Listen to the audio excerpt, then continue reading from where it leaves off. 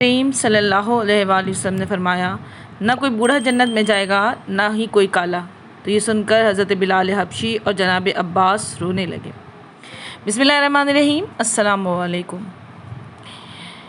ایک بوڑھی عورت پیغمبر اکرم صلی اللہ علیہ وسلم کی خدمت میں آئی اور وہ چاہتی تھی کہ اہل بہشت میں سے ہو۔ گویا اس نے نبی کریم صلی اللہ علیہ وسلم سے پوچھا، کیا میں اہل بہشت میں سے ہوں؟ پیغمبر اکرم صلی اللہ علیہ وسلم نے اس سے فرمایا، بوڑھی عورتیں جنت میں نہیں جائیں گی۔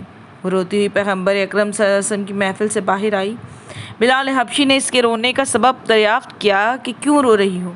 اسے کہا، پیغمبر اکرم صلی اللہ علیہ وسلم نے فرمایا کہ بوڑھی عورتیں جنت میں نہیں جائیں گی۔ بلال حبشی پیغمبر اکرم صلی اللہ علیہ وسلم کی خدمت میں سفارشی بن کر آئے اور اس بوڑھی عورت کے حال کو بیان کیا۔ حضرت صلی اللہ علیہ وسلم نے فرمایا، ہاں، کالے لوگ بھی جنت میں نہیں جائیں گے۔ بلال بھی غمگین ہو گئے اور دونوں یعنی حضرت بلال حبشی اور بوڑھی عورت بیٹھے ہوئے رو رہے تھے۔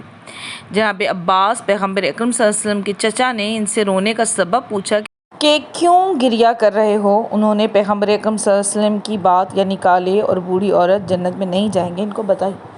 جناب عباس پیغمبر اکرم صلی اللہ علیہ وسلم کی خدمت میں گئے اور ان دونوں کا ماجرا بیان کیا تو آپ صلی اللہ علیہ وآلہ وسلم نے اپنے چچا سے فرمایا، ہاں، بوڑھے مرد بھی جنت میں نہیں جائیں گے۔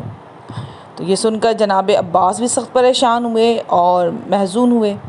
اس کے بعد رسول اکرم صلی اللہ علیہ وسلم نے تینوں کو اپنے پاس بلوایا اور فرمایا کہ پروردگار عالم اہل جنت کو جوان نورانی چہرہ سر پر تاج رکھ کر جنت میں داخل کرے گا، نہ کہ سیاہ اور بوڑھوں کو جنت میں داخل کرے گا۔ اس لیے میں تم تینوں سے فرمایا کہ کالے، بوڑھے اور بوڑھی جنت میں نہیں جائیں گے، بلکہ تم جوان اور نورانی چہرہ ہو کر جنت میں جاؤ گے۔ یہ تھا مزاح پیغمبر اکرم صلی اللہ علیہ وآلہ وسلم۔ امام محمد باقر علیہ السلام نے فرمایا، اللہ تعالیٰ لوگوں سے باہمی مزاح کو دوست رکھتا ہے، جبکہ اس میں فحش اور بے حیائی کی باتیں نہ ہوں۔ امید ہے آپ کو یہ ویڈیو پسند آئے گی۔ اسے لائک اور شیئر کریں، میرے چینل کو سبسکرائب کریں۔ شکریہ۔